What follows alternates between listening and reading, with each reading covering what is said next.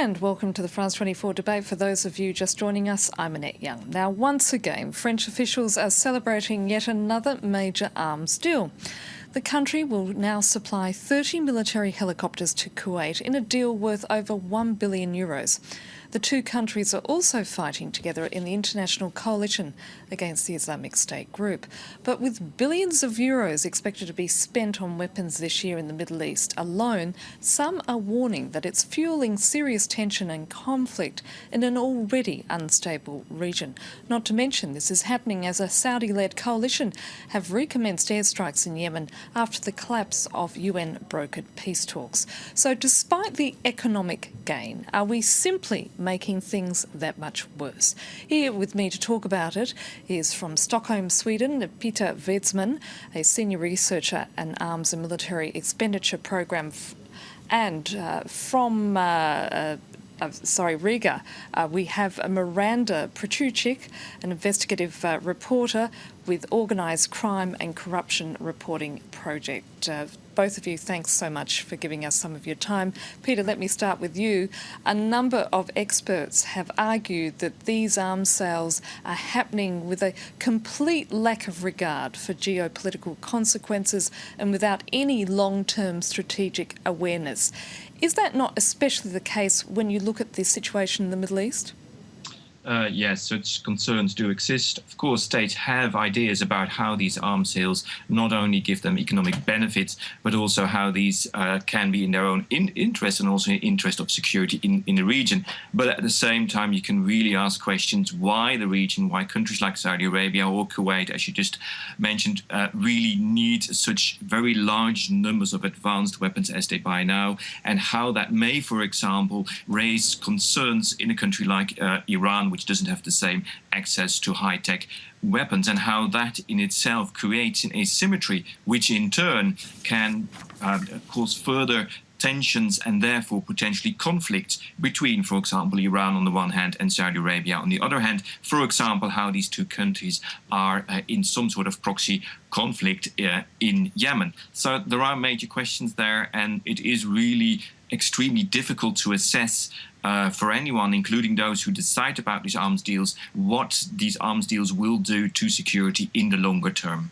Peter, does it shock you that you've got Western governments, including the French government, who are obviously selling arms to these countries and seemingly doing it without any sort of acknowledgement of what might indeed be the consequences?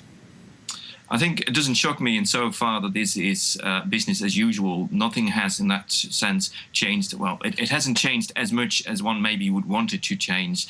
If we look back in the previous decades, we have seen how Western governments have on the one hand constantly said that there have to be restrictions on arms exports, but on the other hand that they do continue to sell arms to a whole range of states where there definitely are reasons to question the rationale and the potential effect of these arms sales, particularly in the Middle East. So shock, no, it doesn't, but it does continue to raise very significant concerns. Miranda, but this is all happening particularly in a region which has undergone incredible instability since the Arab Spring.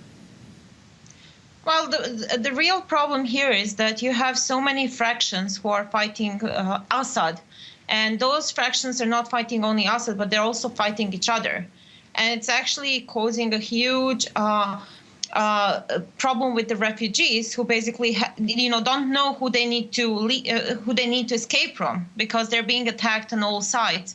And Saudi Arabia and these countries are basically just providing weapons to whichever fraction they really like and prefer. So they will even give weapons to opposing fractions just to fuel even more conflict and even more war and bloodshed. Now, a chunk of those arms being sold by the West inevitably, as we've been saying, end up in Syria. Now, you've been reporting on how Eastern European nations have approved the sale of somewhere in the order of €1 billion worth of weapons in the last 4 years in the Middle East to countries that are known to be shipping arms to Syria. This is becoming a whole new delivery route, isn't it? It is a huge delivery route, and what is different from, for example, France, is that they're actually buying weapons which even the countries in the region call outdated and out of use for their own militaries. So we are talking of Soviet-style AK-47, different anti-tank weapons, and a lot of ammunition. And it not only includes the countries like Balkans, the former Yugoslavian country, but also includes European Union countries like Czech Republic, Slovakia, Romania, and Bulgaria, who are all selling their old stockpiles.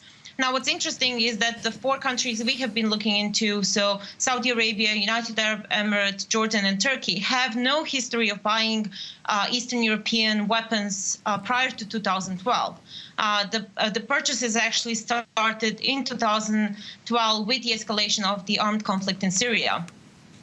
Peter, these countries are looking for badly needed income, and they're not alone. I mean, the economy here in France is in need of any boost. So how is it possible for a government not to be out there selling arms? Well, of course, it's a choice. Yes, there is at times significant amounts of money involved. Significant amounts when we talk about, for example, the case of weapons being sold by countries like Serbia or Montenegro to Saudi Arabia, in the knowledge, and it's very clear that everyone is aware that the weapons which are being sold will not stay in Saudi Arabia, or at least a large part will not. These weapons are clearly intended by Saudi Arabia to be given away to others. And okay, why do you then go ahead with that? Well, it brings in some money. This is not enormous amounts. We talk about maybe hundreds of millions of euros at the most in a few years. But still, that is a significant amount of money for a relatively small economy as that of Serbia. The case of France, things are potentially, are arguably different. The sums involved are more significant. We talk at times about billions.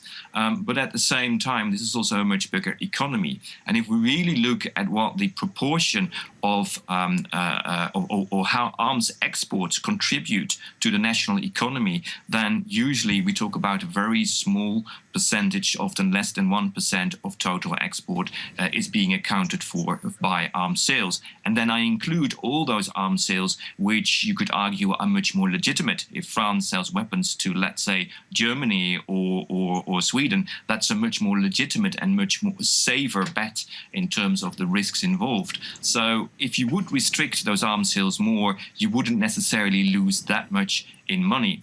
And of course, the argument, to bring this a bit further, many items or many commercial activities are controlled, and you cannot just do so. You cannot just sell certain goods. The same with drugs. Of course, you could argue, well, you know, if I would not sell the drugs, then someone else would do. So why would I not do it? Why would I not make the money out of that? And that, of course, is a morally and also practically wrong argument. And still, sometimes it seems as if this argument is literally used for arms sales. We sell. But Peter, if you don't sell these arms, then you get people, powers such as Russia and China, who are going to step into the breach. That is true, and sometimes that can be an argument to go ahead with certain deals, but then you have to have a proper policy in place, which doesn't only exist of supplying the arms, but actually of trying to use that leverage, trying to make proper connections with those states, with those leaders in those states, with the military in those states, and try to change their behavior. So you cannot just supply weapons to, let's say, Egypt, and let the military go ahead with what they're doing there without taking action. If you really try, and the United States in a way tries to do that, they have a more pronounced policy in which they say, okay, we supply arms and we try to create better connections, we try to influence the developments in the states to which we supply arms. Miranda, let me just bring you in. I mean, the ultimate irony is that this is an industry that actually believes in recycling, as in recycling former Soviet weapons. Miranda, in your opinion, especially with those Eastern European nations, what needs to be done? Well, first I want to say that actually there is a European Union country which has halted export of weapons to Saudi Arabia precisely because of the conflict in Yemen. So, and there are also many calls for European Union-wide ban on export sales to Saudi Arabia. For our country, actually, the real problem is that these stockpiles represent a danger. Because they are so old, and very often the condition in which they are kept are not good. So there have been explosions, and actually almost 700 people died because explosions of the arms and ammunition that wasn't stocked properly. So what these countries should do is what Serbia, for example, did back in 2013. Saudi Arabia came with a request to purchase more than 100 million worth of weapons and ammunition. And they examined the request, and they determined that Saudi Arabia will likely divert the weapons to Syria, and then they banned the export. And it didn't represent a problem for the industry back then, and it shouldn't be a problem for the industry today. Of course, in 2015, they re-examined and decided that it is national interest and that they want their industry to boom. And the Prime Minister said he loves when the arms weapons comes into the country and they'll sell no matter what. So I think that should be the action to take. Peter, is it possible to combine ethics with arms dealing?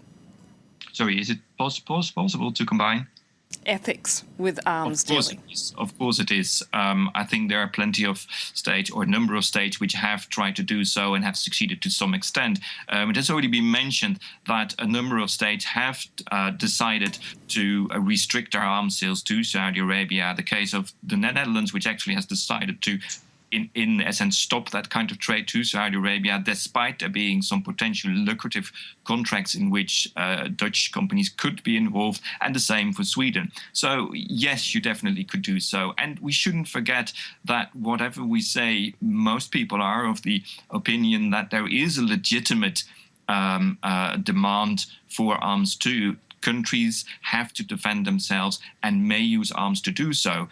But of course, it depends on who you choose as your trading partner and how you then kind of develop that trade. And I think in the case of Saudi Arabia, in the case of Qatar, in the case of the UAE, the money is still way too much the major reason why states supply arms, and that is what drives them. And too little, definitely also the smaller states, such as Serbia, etc. They do not really take into account the risks involved. They just see the money as the main reason to continue with its arms trade. Well, I'm afraid we've run out of time. We're going to have to leave it there. I want to thank my guests, that being Peter Wiesman and also Miranda Protucic. Thank you very much for your time. And that's it for the France 24 debate. In the meantime, do stay with us here, as there will be more news and headlines coming up very shortly.